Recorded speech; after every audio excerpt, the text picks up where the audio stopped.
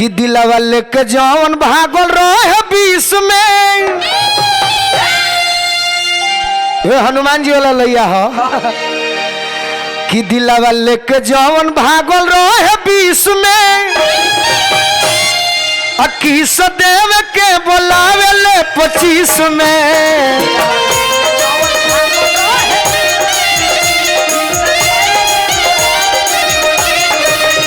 दिलवा लेके जौन भागल रहे 20 में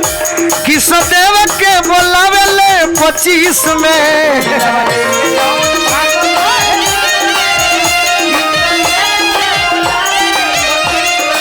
और का कि हैप्पी न्यू ईयर बोले इंग्लिश में हैप्पी न्यू ईयर बोले इंग्लिश में किस देव के बोलावे ले 25 में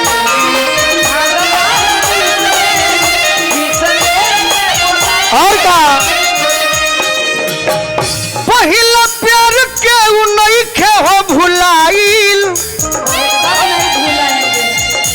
तब नया साल में याद है मराइल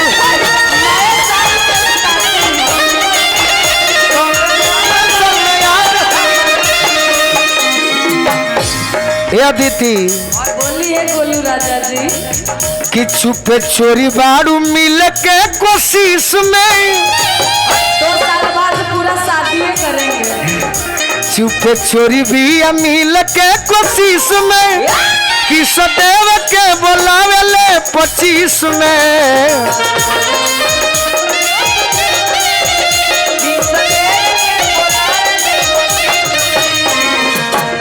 जौन भागल रहे 20 में किशन देव के बोलावे और का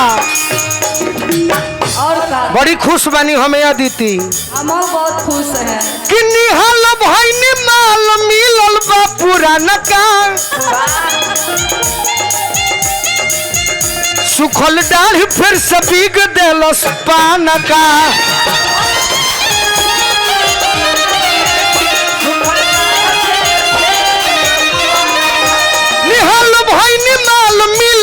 पुराना का सुखल डाल फिर से बिग देलस पान का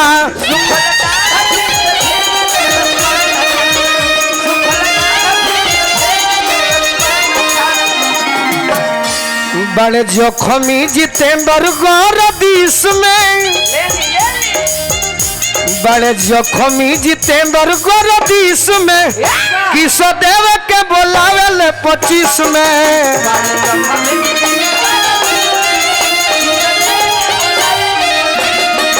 बड़े जोखमी जितेंद्र गौर दिस में किस देव के बोलावे ले 25 में और का तनी माइनर हो जाए सुना दीती मैटर हम दी लेनु कहाँ बा भगिना हमार वेल भोजपुरी से जीजा जी मैसेज कैले हैं हमारा के छोड़ देलू पागल के हाल में नया साल में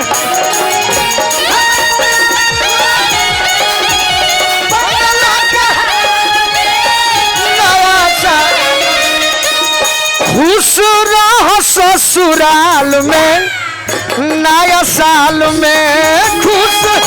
रह ससुराल में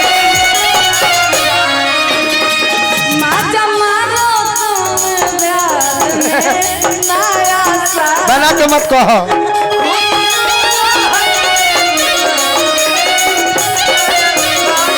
सुनो मन जब परी कुआर वाला मीटी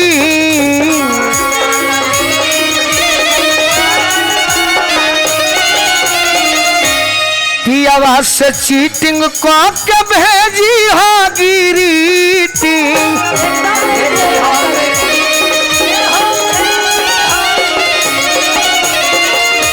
फोनवे पदाई दी हो फोनवे पदाई दी हो चुमा दहीना गाल में नया साल में खुश रह ससुराल में नया साल में।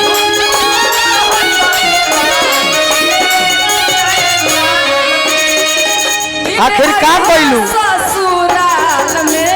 नया साल। झूठ होके झूठ होके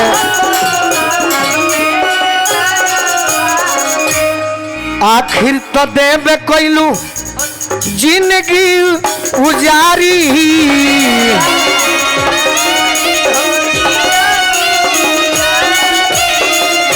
देख के फोटो सत्यजीत दिनवा गुजारी